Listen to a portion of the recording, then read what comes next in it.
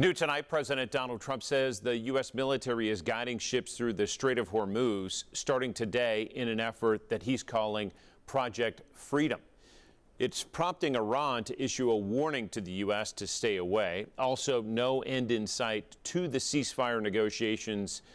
NBC's Monica Alba recaps the day from Washington.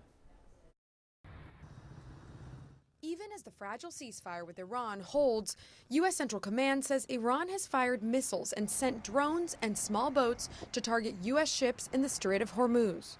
Military officials say U.S. attack helicopters thwarted the drones and destroyed the boats, though CENTCOM denies Iran's claim that it struck an American warship. This comes after President Trump announced Project Freedom, an effort to free up ships from countries not involved in the war that have been stranded in the strait for weeks. The president posting that he told countries asking for assistance the U.S. will help get their ships and crews safely out of the critical waterway. Iran shut down the transit route after fighting began and has only tightened its stranglehold since the U.S. started its blockade on their ports.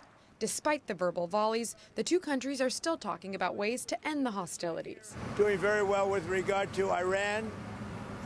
Again, they want to make a deal. They're decimated.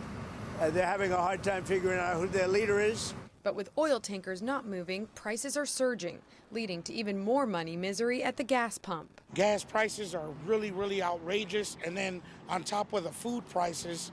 So we need to make some change. We need to make something happen. A gallon of gas now averages $4.46, but in many parts of the country, drivers are paying more than $5 a gallon.